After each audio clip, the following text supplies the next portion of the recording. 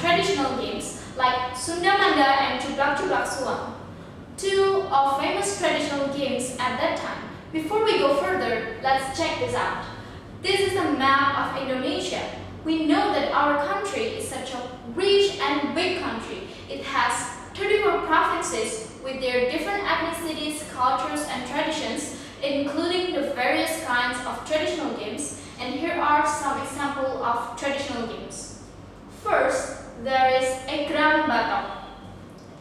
It is named after Japanese word of coconut shell batok, which is used for the egrang. It is from South Sulawesi and it used to be played by Bugis people who usually call it majeka. Another game is Chuplak Suang, which I used to play when I was in kindergarten. It is from West Java and this was created by Sunan Giri for girls. To start the game, you need to choose a girl to be in the middle and she will guess where the suang is. The last example of traditional games is Congklak or Dakon. It usually played by 2 people or 4 people at the most. To play it, you need Congklak board and Congklak seats. Unfortunately, the kids don't play those games anymore because nowadays kids tend to spend most of their time on modern games like online games and at their gadget. And however, those kind of games just ruin their creativity, physical health, social skill, and analytical thinking skill. But it will be different if they play traditional games. It gives them some benefits. First, it can enhance their thinking skill. By playing the game unconsciously, you sharpen your brain to memorize, count, and make strategies to win the game. Besides, it can also, you will be a better problem solver. Next is improving physical performance. Traditional games usually involve a significant level of physical activity. It can build strong heart, muscles, and bones. Besides, it also improves balance and coordination of your body. The last one is improve interpersonal skill. Several traditional games allowed kids to have social interaction and to collaborate with others. Considering those benefits, we cannot let these games vanish in the haste. Here are some ways to preserve them. It starts from homes. Parents need to spend some of their time with their kids to play together to show the fun in playing traditional games. From here, the kids will bring the games outside to play together with their friends.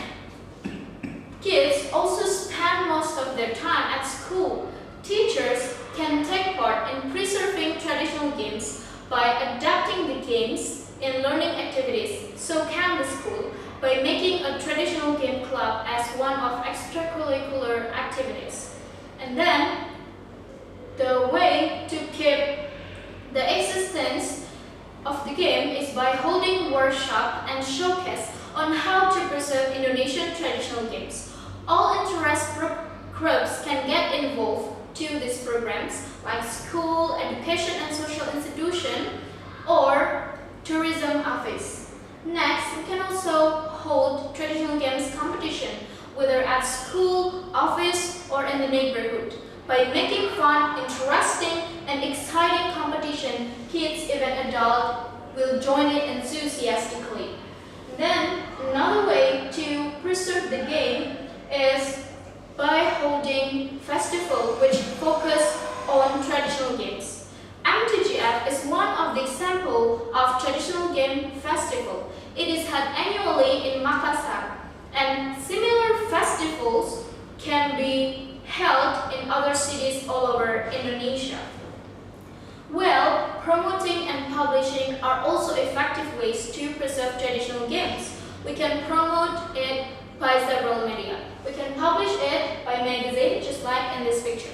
Because magazine is a powerful media that publish information periodically. And to publish it, we can also write and post how to preserve Indonesian traditional games on the internet.